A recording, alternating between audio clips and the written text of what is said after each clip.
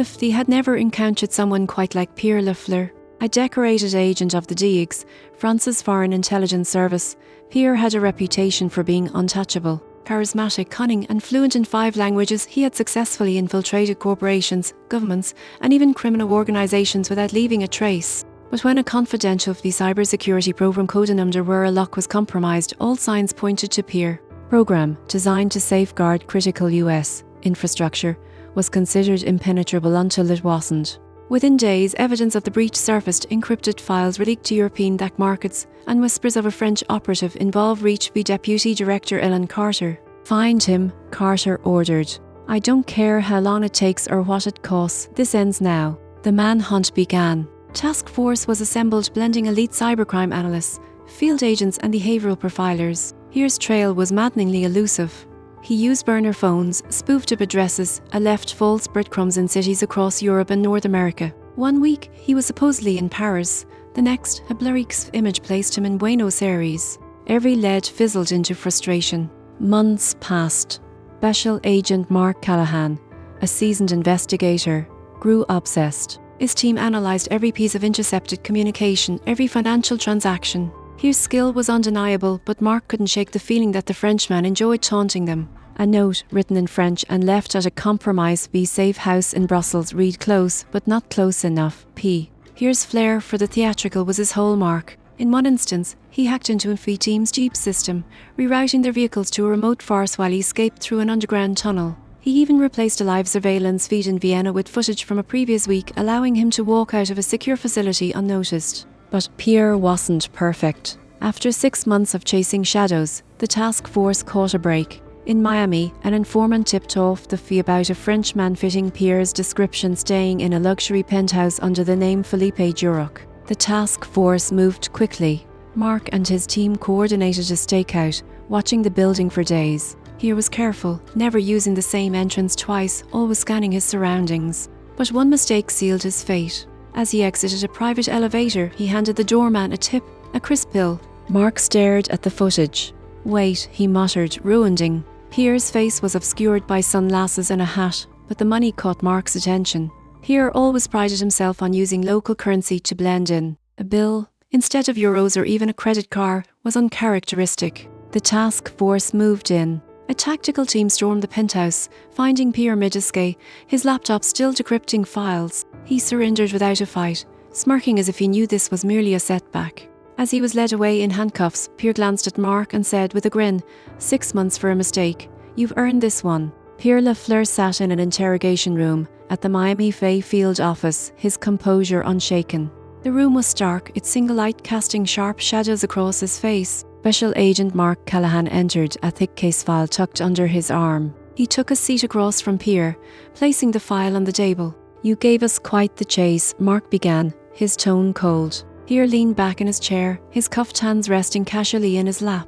6 months of her life, chasing a Frenchman. Tell me, Agent Callahan, was it worth it? Mark ignored the jab and flipped open the file, revealing photographs of leaked documents and surveillance images of Pierre in various disguises. We know you sold the Aurora Lock program to an intermediary in Paris. What we don't know is who you were working for. Pierre raised an eyebrow, feigning offense.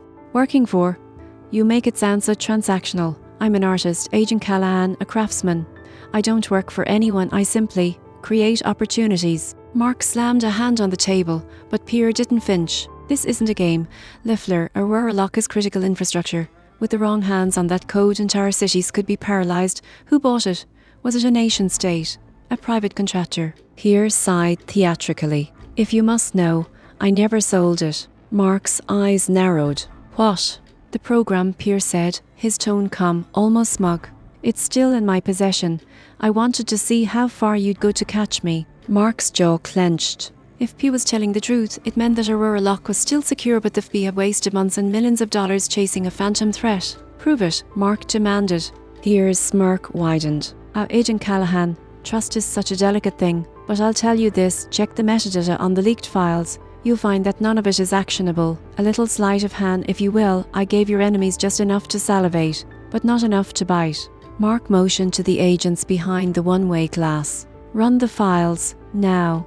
While the tech team worked, Mark focused on Pierre. If this is true, Why risk everything just to play games with us? Pierre leaned forward, his demeanour suddenly serious. Because your government is sloppy, you treat cybersecurity like a nuisance instead of the warfront it is. I wanted to teach you a lesson, and judging by the bags under your eyes, I think I succeeded. The door opened and a young analyst handed Mark a tablet. The data confirmed Pierre's claim. The leaked files were altered, stripped of key elements. The real Aurora Lock program was never compromised. Mark slammed the tablet on the table, glaring at Pierre. You think this clears you? You still broke into classified systems. You'll be facing charges for espionage, fraud, and about 100 other things. Pierre shrugged. Perhaps, but I'm also your best asset. You've spent 6 months trying to catch me. Imagine what I could do for you instead of against you. Mark's laugh was humourless. You think we'd trust you. You don't have to trust me, Pierre said, his smirk returning. You just have to realise that I'm better at this than anyone you've got, and sooner or later, you'll need me. Mark left the room, his thoughts racing. He hated to admit it, but Pierre had a point. With cyber threats growing daily, the bureau was stretched thin. Could they really afford to let someone like Pierre rot in a cell when he could be an asset? As Mark pondered the decision, Pierre whistled a jaunty tune, as if he already knew how this would end. The next morning, Mark Callahan sat in Deputy Director Ellen Carter's office, a coffee cup in one hand and Pierre Lafleur's case file in the other.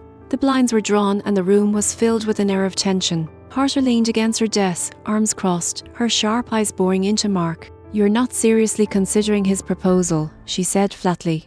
I'm not saying we cut him loose, Mark replied, setting the file down. But think about it, he didn't sell Aurora Lock. He exposed holes in our system we didn't even know existed. He could help us prevent the next breach instead of causing it. Carter scoffed. You're asking me to let a known spy and criminal become and free asset. The moment we let him near anything classified, he'll play us again. Mark leaned forward. We keep him on a tight leash. Full surveillance, control access to non-critical systems. He can help us predict threats, maybe even track down the buyers he toyed with during this mess. We either use him or watch him rot in prison while we keep chasing shadows. Carter's jaw tightened. She hated the idea, but she knew Mark wasn't wrong. Fine, she said finally. But this is on you. If he slips, you're the one who's going down with him. Later that day, Pierre was escorted into a secure conference room. His cuffs were removed, and he stretched his wrists theatrically, as if he were already enjoying his newfound freedom. Mark entered moments later, flanked by 2 agents. Well, Agent Callahan, Pierre said with a smirk, what's the verdict? Am I to be executed, or do you finally recognise my value? Mark didn't bother with pleasantries. Here's the deal, Lafleur. You're working for us now. Limited access, constant oversight. You step out of line just once and you're back in a cell. Understood? Pierre grinned. Crystal clear. So what's my first assignment? Mark slid a dossier across the table. We've intercepted chatter about a group calling themselves Shadow Tide. They've been buying up stolen cyber weapons on the dark web, including the bait files you leaked. We need to find out who they are and what they're planning. Pierre opened the folder, skimming through the pages. Shadow Tide. Amateurish name, but their methods are interesting. This could be fun. Fun isn't the word I'd use, Mark said grimly. They've already used one weapon to disable a hospital network in Chicago. 3 patients died because doctors couldn't access the records in time. Pierre's smirk faded slightly. Well, that changes things. Let's get to work then. Over the next few weeks, Pierre proved his worth. He decrypted Shadow Tide's communications, identifying key players and mapping out their operations. Using his extensive network of contacts, he traced their funding back to a shell company in Luxembourg. But Pierre wasn't content with just feeding the information. He wanted to infiltrate the group himself. You can't be serious, Mark said when Pierre proposed the idea. Think about it, Pierre countered. They're buying these cyber weapons from anonymous sellers. I could pose as one of them, offer them something irresistible, and get close enough to dismantle their operation from the inside. It's too risky, Mark said. If they figure out who you are. They won't, Pierre interrupted. I spent my entire career living under false identities. Trust me. Agent Callahan, this is what I do. Mark hesitated. He knew Pierre was capable, but the stakes were too high to gamble on his loyalty. We'll monitor every step, Mark finally said. The moment you go dark, we're pulling the plug. Pierre grinned. I wouldn't expect anything less. Within days, Pierre had established contact with Shadow Tide, posing as a disgruntled developer selling a prototype ransomware program. The fee set up a secure communication channel, feeding Pierre carefully curated data to sell his cover. Shadow Tide's response was swift. They agreed to meet Pierre in person at a private airstrip in Nevada to finalize the deal. Mark and his team prepared an extensive operation to monitor the meeting, with agents stationed nearby and drones circling overhead. As Pierre boarded the plane to Nevada, Mark couldn't shake a sense of unease. "If he double-crosses us," Carter warned over the radio, "I'm holding you responsible." Mark nodded grimly. "He won't. Not this time." At the airstrip, Pierre stepped out of the jet, carrying a briefcase containing the supposed ransomware program. A black SUV approached, its headlights cutting through the darkness. 3 figures emerged, their faces obscured by hoods. "Do we have eyes on him?" Mark asked over the comms. "Visual confirmed," an agent replied. "But something's off. They've got more security than we expected." As Pierre shook hands with the apparent leader of Shadow Tide, Mark's unease grew. This wasn't just a simple exchange, it felt like an ambush. "Stay ready," Mark ordered. "If this goes sideways, we're moving in." The Nevada airstrip was eerily silent, the faint hum of the jet's engine the only sound breaking the stillness. Pierre stood calm and composed, his briefcase in hand, as the 3 Shadow Tide operatives sized him up. The leader, a tall man with a deep scar running across his cheek, stepped forward. "You're late," the man said, his voice gruff. Pierre smiled, unfazed. "Punctuality is overrated, my friend.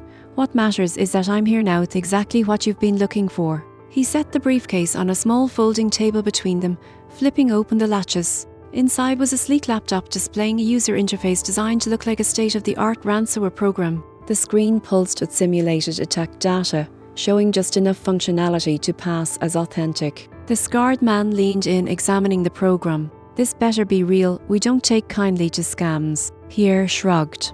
"Feel free to test it, but I wouldn't recommend running it on your own network unless, of course, you'd like to see your entire operation reduced to chaos." Mark and the FB team listened intently from their mobile command unit parked 2 miles away. The operation was running smoothly so far, but Mark's gut told him something was wrong. "Thermal scans are showing more bodies," a technician said, studying the drone feed. "There are at least 7 armed individuals in the vicinity. Backup security detail."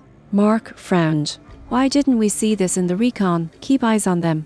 If they make a move, we intervene." At the airstrip, the leader nodded to one of his men, who approached Pierre with a tablet. "Upload a demo," the leader instructed. Pierre hesitated for a fraction of a second, long enough for Mark to notice through the live feed. "He's stalling," Mark muttered.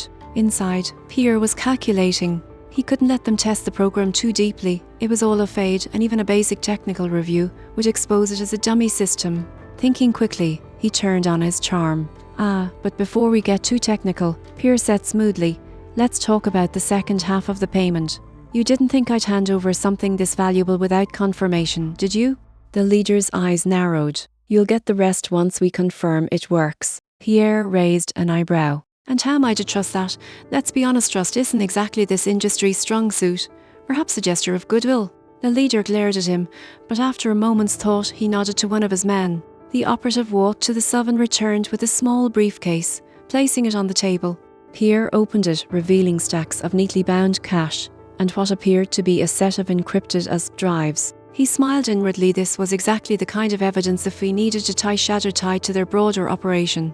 Mark's voice came through Pierre's hidden earpiece. "We've got what we need. On my signal, we're moving in." But before Mark could give the order, the unexpected happened. A sharp crack rang out as a sniper's bullet tore through the air. It struck the table inches from Pierre's hand, sending papers and debris flying. Chaos erupted.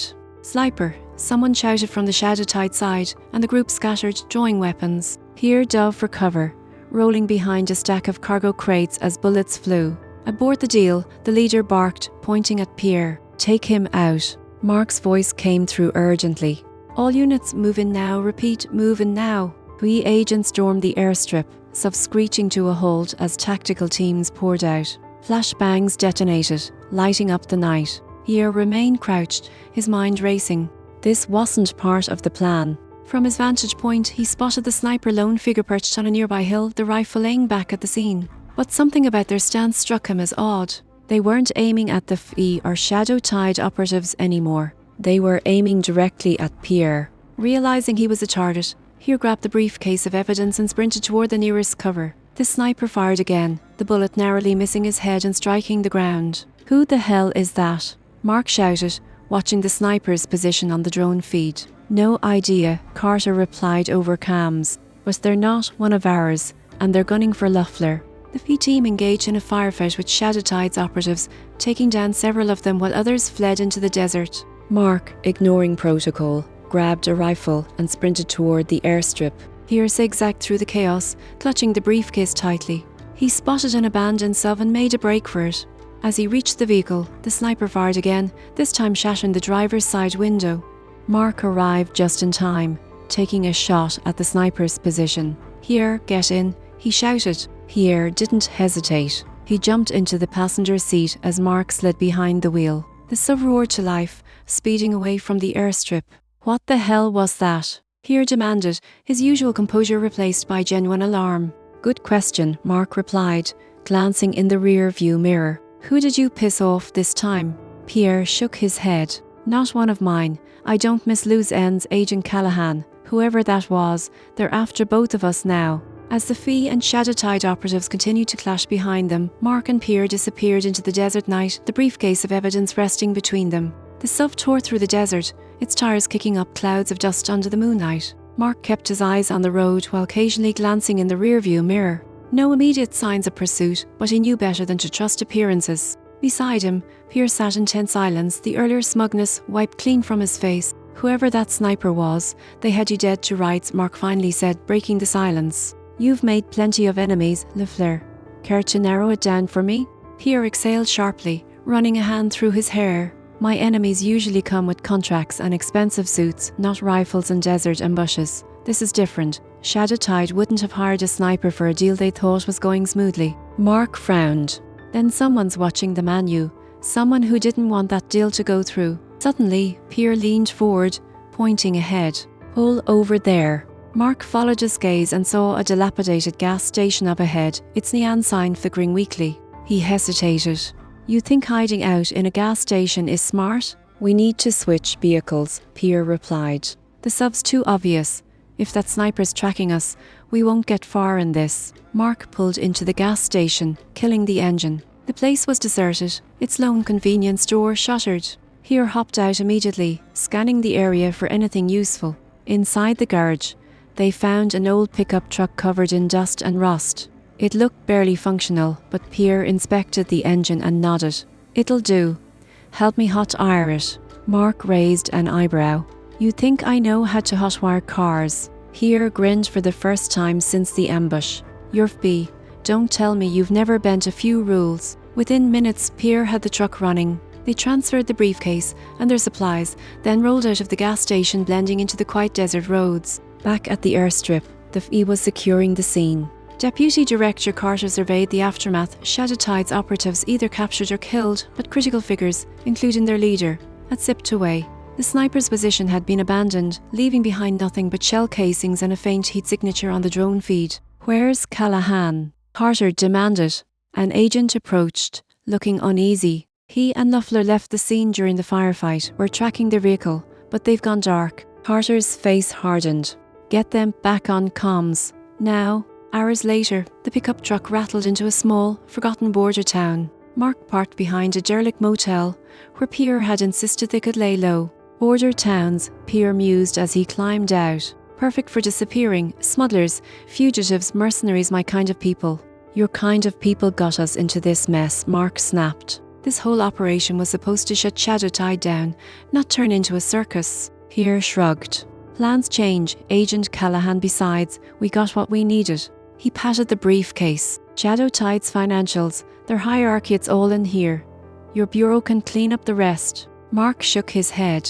"You don't get it, do you? That sniper wasn't part of Shadow Tide. Whoever they are, they're still out there, and now they know you're working with us." Pierre's smirk faltered. He stepped closer to Mark, lowering his voice. "If they're after me, they're after both of us. Think about it. If they wanted me dead, they could have taken the shot before the deal. No, this was about disrupting the handoff." Mark's phone buzzed, cutting through the tension.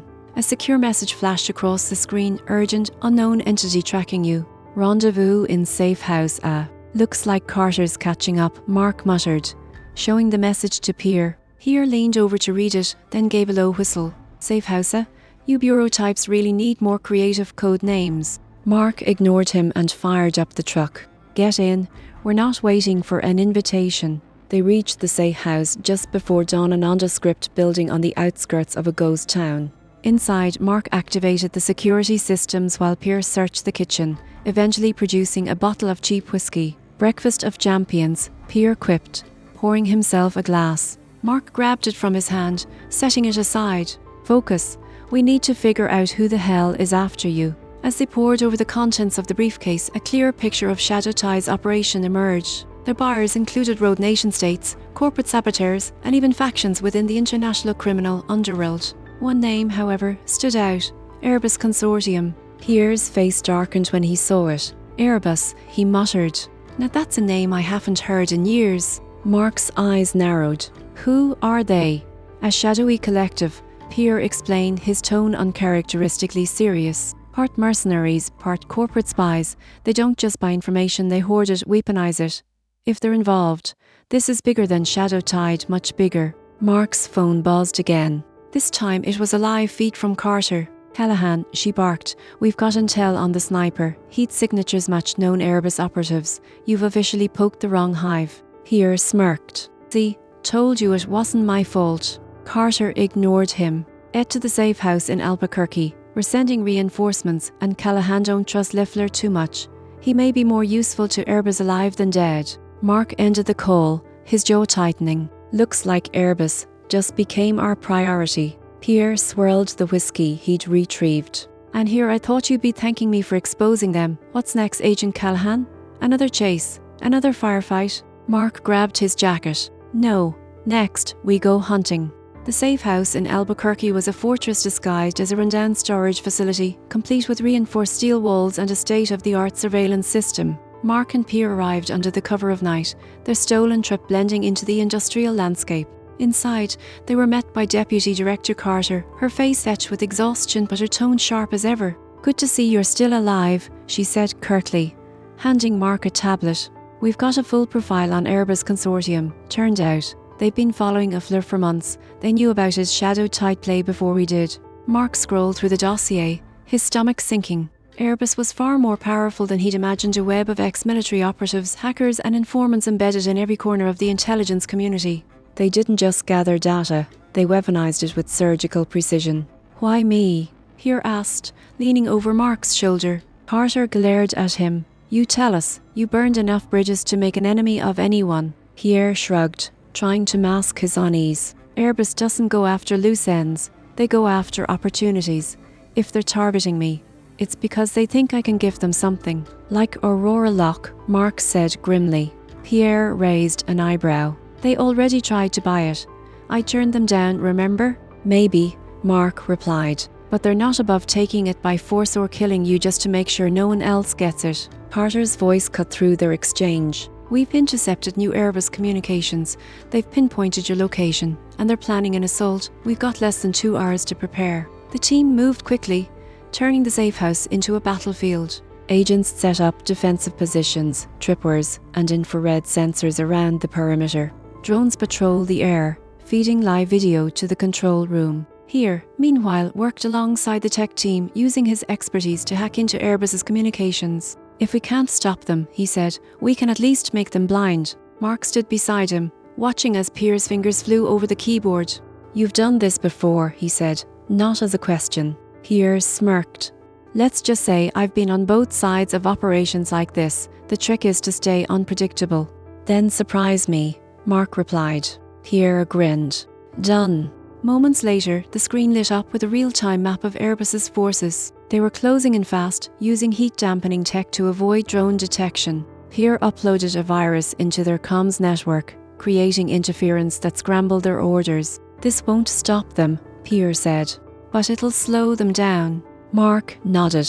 "We'll take whatever edge we can get." At 3:14 a.m, the first wave hit. Convoy of blacks have barreled toward the safe house, unloading a small army of operatives equipped with advanced weaponry. The FE agents opened fire, using the safe house's fortified walls for cover. Explosions rocked the facility as Airbus deployed breaching charges, their tactical precision unnerving. Pierre stayed in the control room, monitoring the feeds. "They're flanking on the west side," he called out. 3-man team with thermal optics, If they get through, you're done. Mark relayed the information to the field team, who redirected fire just in time to repel the flankers. But the assault was relentless and Airbus showed no signs of retreating. Suddenly, an alert flashed across Pierre's monitor. They've got a drone inbound armed. If it gets close enough, it'll take this place apart. Mark grabbed a sniper rifle and sprinted to the roof, ignoring Carter's protests. He positioned himself on the edge, scanning the night sky. The drone appeared, a sleek, menacing silhouette against the stars. Mark steadied his aim, waiting for the perfect shot. The drone fired first, launching a missile that streaked toward the safe house. Mark pulled the trigger, his bullet striking the missile mid-air and detonating it in a fiery burst. The drone swerved, but Mark fired again, hitting its engine. It spiraled out of control, crashing into the desert below. "Nice shot," Pierre's voice crackled through the cams. "Thanks," Mark muttered, reloading. The battle raged for another hour, but the tide began to turn. Pierre's interference had thrown Airbus's coordination into chaos, and the FBI agents used the opportunity to push back. By dawn, the remaining Airbus operatives were retreating, their subs disappearing into the horizon. Inside the safe house, Carter surveyed the damage. "We won't hold off another attack like that," she said. "We need to move Lafleur to a black site before Airbus regrobs." Mark turned to Pierre. "You're the reason they came after us. If you've got any more tricks, now's the time." Pierre hesitated, then nodded. "There's one thing I haven't told you. Airbus has a backup plan. They've got a mole inside Shadow Tide, someone who knows where the buyers are. If we can get to that mole first, we can take down both Airbus and Shadow Tide in one move." Carter frowned. "And you're just telling us this now?" Pierre smirked. "Timing is everything." Mark grabbed his jacket. "Where's the mole?" Pierre pulled up a file on the screen. "A safe house in Mexico City. But if we're going, we have to leave now. Airbus won't wait for an invitation." Carter looked at Mark. "You really trust him?" Mark glanced at Pierre, then back at Carter. "Not even a little, but right now, he's all we've got." As the team prepared to move, Pierre leaned in close to Mark. "I hope you're ready, Agent Callahan. If Airbus wants me alive, we're walking straight into their trap." Mark tightened his grip on his weapon. "Good. Let's bring it."